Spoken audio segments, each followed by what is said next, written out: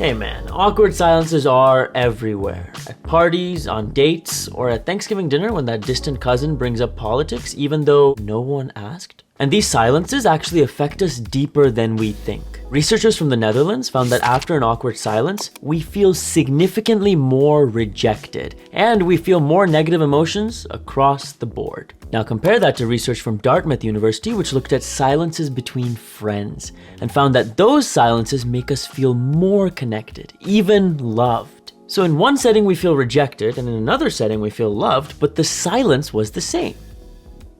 Or was it?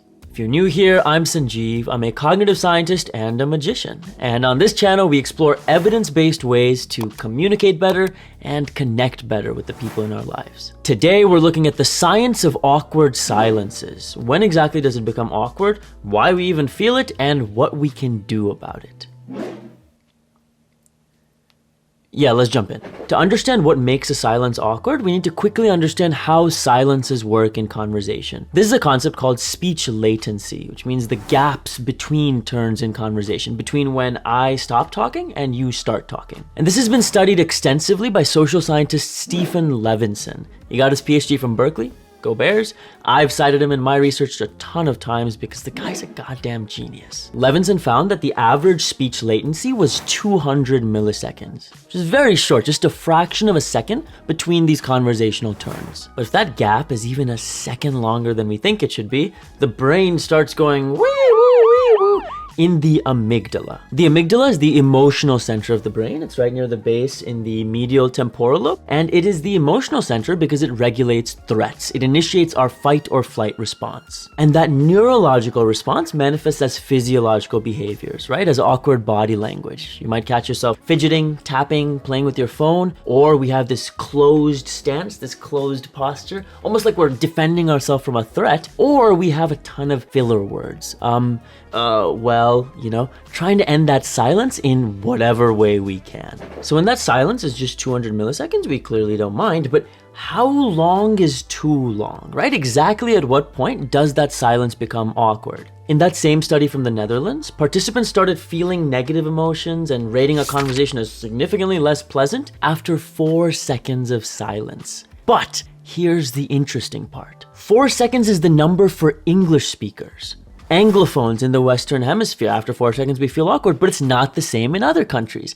For example, when they replicated this study in Japan, they found that the Japanese are comfortable with silences up to 8.2 seconds. That's more than double us Anglophones. That's a crazy difference, which begs the question, why are we in the West so awkward? Psychologist Tai Tashiro has an answer in his excellent book, The Science of Why We're Socially Awkward and Why That's Awesome. Tashiro points out that in Western culture specifically, there's a bias towards extroverts, towards extroversion. Here it's a social norm to talk, to engage in conversation. So when we're silent and not talking, we treat it like something's gone horribly wrong. And this discomfort with silence has gotten so bad that researchers are seeing a rise in the fear of silence.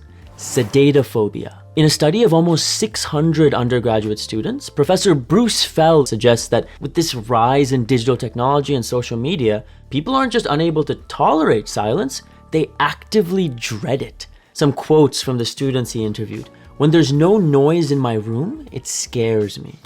Another one, "The lack of noise makes me uncomfortable. It actually seems foreboding." This study was conducted in 2013, over 10 years ago. And since then, smart devices, streaming, technology has become universal, making nearly every silence an awkward one.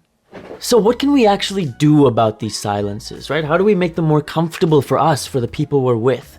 Well, there are 3 ways. Number 1, body language inversion. We've already talked about how when we feel awkward in the amygdala, it leads to awkward body language. But there's tons of research that supports the reverse, that when we change our body language, when we stop fidgeting, when we sit back, relaxed, open, breathe slowly, our dumb brain is like, whoa, I guess we're calm. I guess this is not awkward at all. The second solution is from esteemed TV phenomenon, Sesame Street.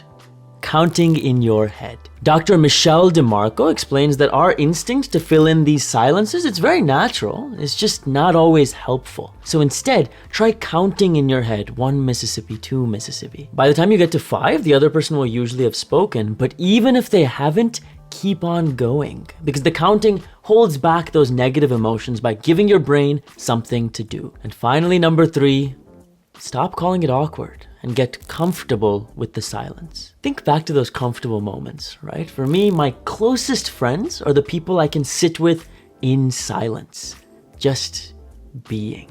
And psychologists have actually measured this. In the same study from the beginning of this video, researchers from Dartmouth University found that as people become closer, those long silences became moments of increased connection, including more genuine laughter and more space for enjoyment, moments where we can just be.